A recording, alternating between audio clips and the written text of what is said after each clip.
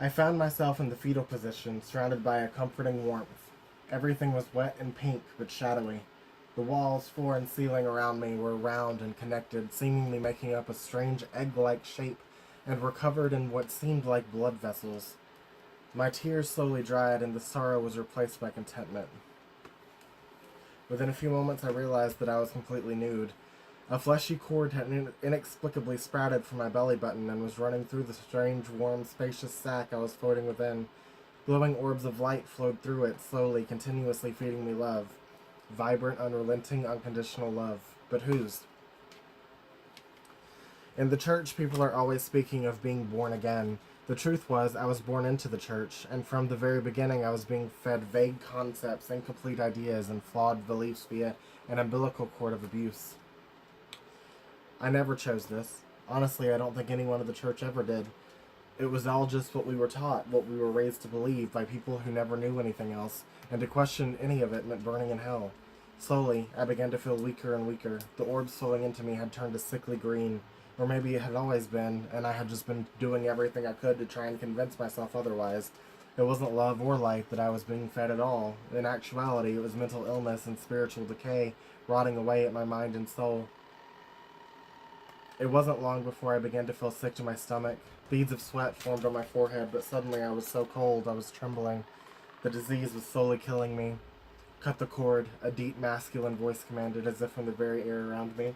You guys can't see Theo and Lucy. Okay. Here's Theo and Lucy. Let me move over here.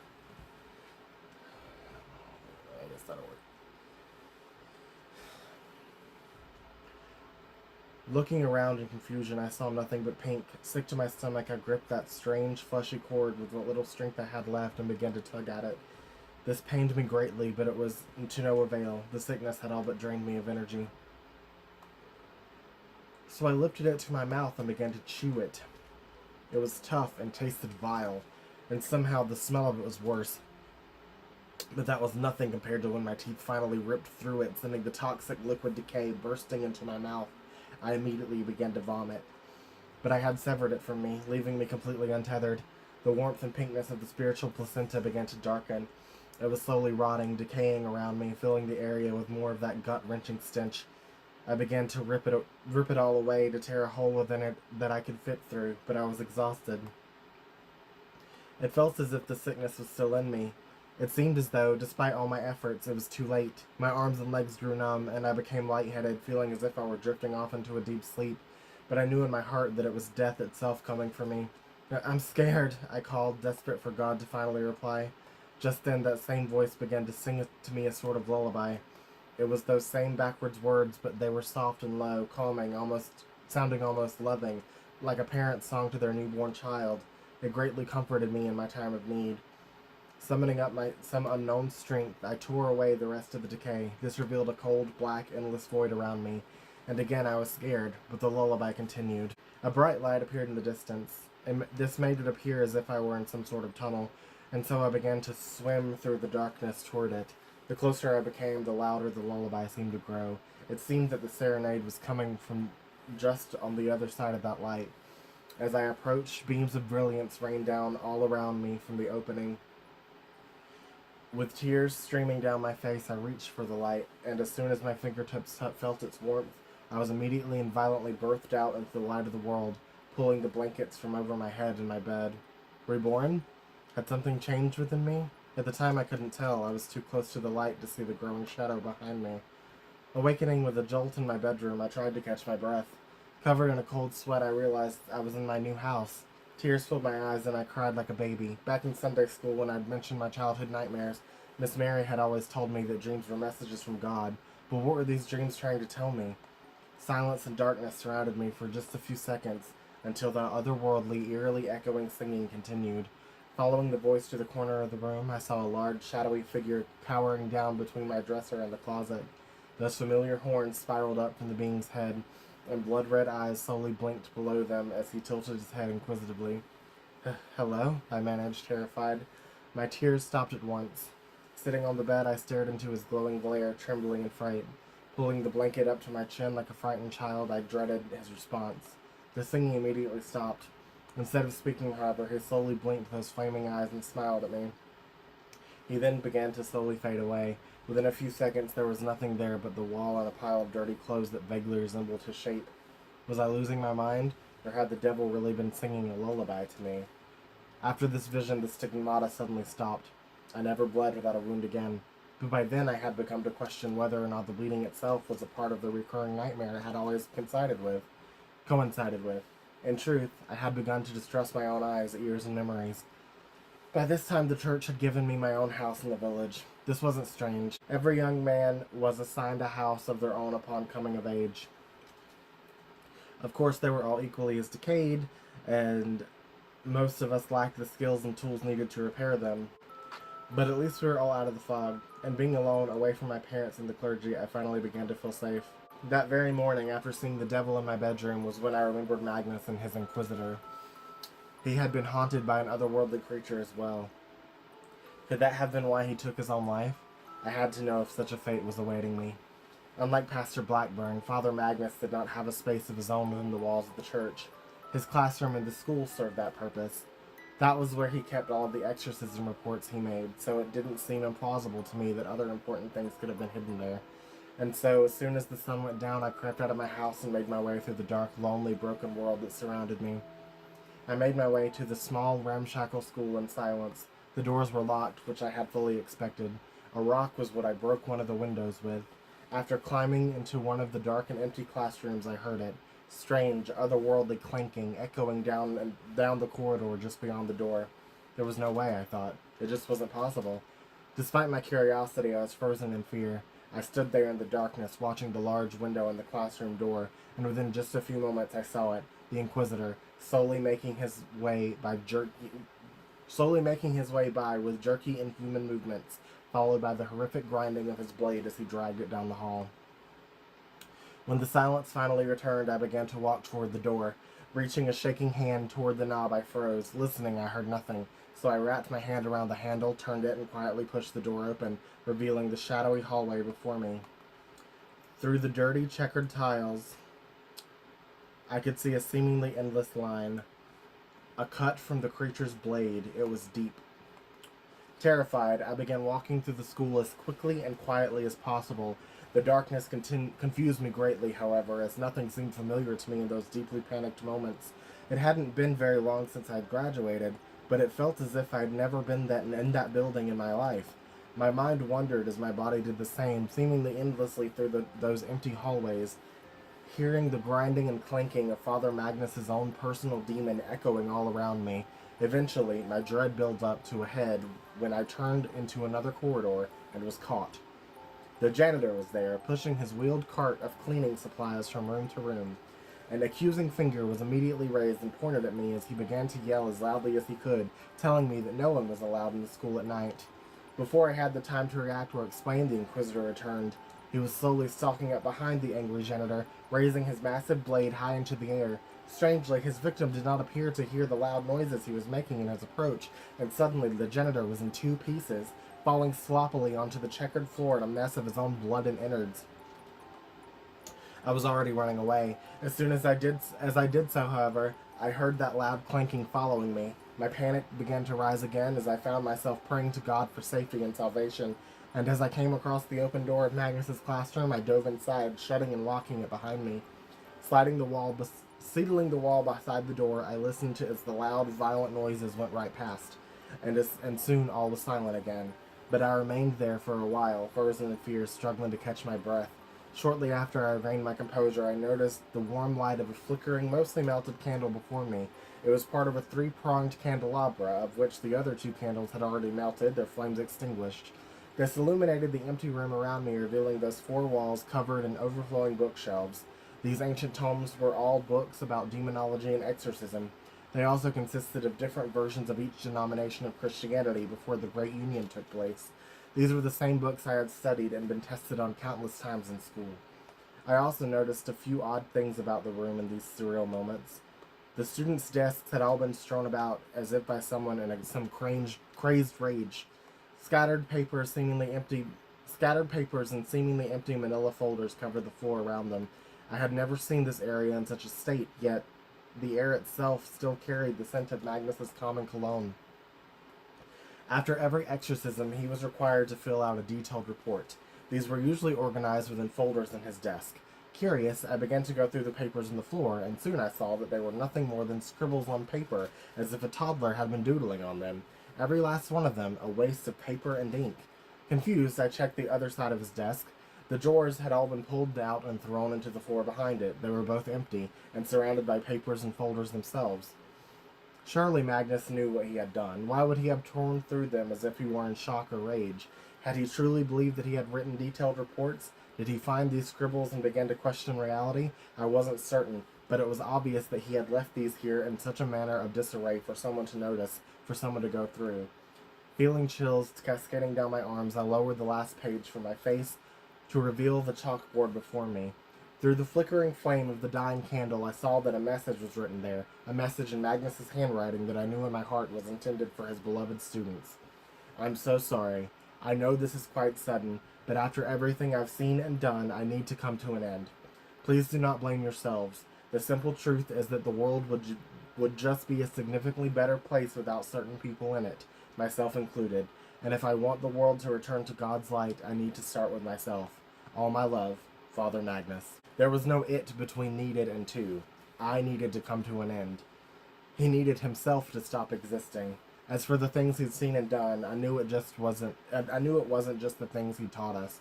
There had to be more weighing on his mind to make him take his own life. As soon as I read Father Magnus's words out loud, the candle's light was snuffed out, and then that gigantic sword violently crashed through the classroom door. Before I knew it, the Inquisitor was clanking toward me. I tried to back away, but in a flickering flash, the creature shot over, defying the laws of nature, and in a terrifying, painful jolt, it had pinned me to the ground with one hand. Now mere inches away from it, I could smell the decayed flesh beneath the armor. Gagging in disgust, I desperately reached up toward the helmet that hid its mysterious face. Seeing it raising its massive bloody blade with its other hand out of the corners of my eyes, I took a hold of its helmet's visor and struggled to lift it. If I were destined to die, I was at least going to lay eyes on the face of the creature that was taking my life. The visor loudly creaked from age as it rose, revealing a warped, undead version of Magnus. His jaw was unhinged, making it look as if he were shrieking out in agony, though he made no sound. Those eyes, once beautiful, were now dulled, yellowed, frozen in place as they stared upward. That once vibrant orange-red hair had oddly faded. Around his neck was a bluish-black ring of bruises from the noose. Strangely, his head had twisted within the helmet. In fact, it looked as if his eerily paled corpse had been roughly and violently stuffed into the armor. If he had been alive, it would have been horrifically painful for him. In that moment, his corpse vanished. The heavy armor collapsed before me, and on top of me, loudly clanging against the black and white checkered floor. This was followed by the falling of the blade, which strangely vanished just before it would have hit. It took a few moments for the armor itself to fade away, but it did. Soon it was as if the Inquisitor had never existed in the first place. I lied there on the floor, struggling to catch my breath. The cold darkness surrounded me. Part of me expected to wake up, as if the entire night had been just another strange dream. A little while later, however, I heard someone opening the door, the same one I watched the Inquisitor tear down. It was Levi, lighting his path with a lit candle in his grasp. His complexion was a lot tanner than the last time I'd seen him. As soon as he saw me in the flickering light, amongst all the debris, he gasped and shouted my name. "Why have you come here?" he asked, rushing over to me. I stared at his hand after he reached it down for me to take. Confused and traumatized, I took it into my own, letting him help me back onto my feet. Levi? I questioned, gazing into his sparkling brown eyes. They were clear, and he smelled of sweat and cedar instead of wine. Levi turned from me to the chalkboard. He took a deep breath and shook his head. "Don't blame yourself, Joshua," he said, offering me a kind smile. His hand was still gently holding my own. Magnus wasn't an evil man. His hand was forced many times. But being made to spread evil does nothing to lessen the guilt, I suppose. Slowly shaking my head, I studied him in confusion. Evil? My vision was blurry, and I felt incredibly lightheaded. It felt as if I were dreaming. It was then that Levi began to go through the papers on the ground. With each one, he appeared to become more aggravated. It seemed as though he was searching for something far more specific than I had been. I was too out of sorts to ask what, though. "Levi," I repeated, rubbing my throbbing head. "You're alive." This confused him. He turned around to face me. There he studied me for a moment. Before he had the time to react, I threw my arms around him and embraced him warmly. "You're alive," I exclaimed, tearing up. I then pulled away and began to pinch his cheeks and tug on the skin on his handsome face. "You are real, aren't you? I'm not hallucinating anymore?" Levi chuckled and pushed my hands away. "Yes, I'm still alive, and yes, I'm real," he answered. Though he quickly lost himself in thought, he looked away in bewilderment. "At least I believe I am. Wait." His brows then furrowed as he turned back to me, concernedly. "You've been hallucinating?" My thoughts grew loud, silencing me. Had I been hallucinating? What was real? What was a dream? It was all blurring together at this point. "I'm not certain anymore," I admitted, flashing my round, frightened eyes back to him. Seeing that beautiful face made me smile, however, and I began to shake my head. "But God, the glee I feel now that you've returned." A charming grin of his own met mine. "I am relieved that you haven't grown to hate me, I must admit," he softly said, taking my hands into his own, "after I abandoned you yet again." I shook my head and took a deep breath. We all have our own battles to fight in this war. I cannot fault you if yours takes you to another battlefield. His smile faded as he gazed into my eyes. Suddenly he seemed nervous. "I have thought of you endlessly, Joshua," he continued, his dark eyes shimmering in the candlelight. "In actuality, I returned to search for some sort of proof for you, to show you that things around here aren't what they seem to be. Seems I've failed, but don't make me leave you again. Don't make me leave you here again." Time suddenly seemed to stop around us. Losing myself somewhere along the path between the stars of his night sky eyes, I slowly blinked. My mind was running wild with possibilities, and for a moment there I actually considered leaving with him. Perhaps I should have. "There you are," interrupted an irate voice from the open door. It was the bitter old crotchety janitor, the same one I'd seen eviscerated by the Inquisitor. His confused eyes shot from me to Levi and back again. "Wait, there's two of you?" Beside him was a feminine silhouette stepping into the light. It was none other than Headmistress Rebecca, her dark eyes filled with rage as she recognized her missing son. "Levi!" she growled, eerily flowing into the room. Almost immediately, my childhood friend grabbed my hand and pulled me into the shadows. "Time to go," he squealed, opening a window. He then dove out of it and called for me to follow. I climbed into the window and jumped out into the fog, but Levi wasn't there. "What in bloody hell is this?" shrieked Rebecca from back inside the classroom. Confused, I gazed through the open window to see her erasing the chalkboard with the sleeve of her black dress. She seemed to be filled with rage by Father Magnus's last words. "Why haven't you cleaned this mess up yet?" she demanded, towering over to the janitor. He cowered beneath her. "Sorry, ma'am," he managed, diving into the floor. There he began to gather all the papers and folders. I was getting to it, I promise." It was then that Headmistress Rebecca let out a loud, enraged roar. As she did, she began to violently throw things around the room. "Levi!" she screamed, rushing toward the window. Seeing her crazed eyes heading toward me, I gasped and backed away. Fearing her in her ire, I took off into the fog, running as fast as I possibly could. Though I wanted to scream out for Levi, I was terrified that his mother was following me, and so I tried not to find him instead. I feared her myself, but I was absolutely terrified of what she would do to him. The eyes of that haunting devil washed over me as I raced home. That fog that forever blanketed our village seemed even more thick that night than usual. Exhausted and questioning my sanity, I began to see the truth. If I unmasked the devil, would I see only myself beneath? Behind our demons, is there nothing but mirrors reflecting ourselves and our own traumas that formed us? Are gods and demons just fairy tales we tell ourselves to hide from the real evil in the world? Are we the real evil? In a sense, like in that surreal dream, I had been reborn, I suppose. Something twisted that night, something changed, either in me or in the world around me, allowing me to tilt my head a bit. I was looking at everything differently, and as I examined it all through this new lens of broken sanity, everything finally began to make sense. It wasn't long before I realized that, in order to continue, I needed more information. There seemed to be much more to all of this than what appeared on the surface. The depths were nigh unfathomable. Like Levi said, we needed some sort of proof. To know for sure that I wasn't losing my mind, I had to taste the forbidden fruit. I had to eat from the tree of knowledge of good and evil. I know that was a short episode, guys. It's a short chapter, but it was an important chapter, and I hope you guys liked it. I believe that was chapter 4, I think. But I'm also doing horror gaming this month. It's all horror all month long. This is my own writing, if you didn't know. But I love you guys, and I'll see you guys next time. Wait. This is Lucy. Isn't he cute? It's Lucy. Lucy and Theodore, hope you guys have a good spooky day, and we all three hope that we are contributing to your spooky day. Spooky day month. Spooky season. Yeah. So, we love you guys, and we'll see you guys next time. Bye! We were dead a long time ago. We've been ghosts since days of old. We were dead a long time ago. We're the ghosts of the stories you've told.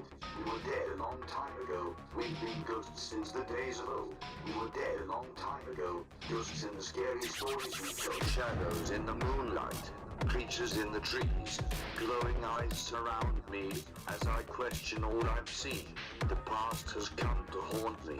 From within my shallow grave, my memories coming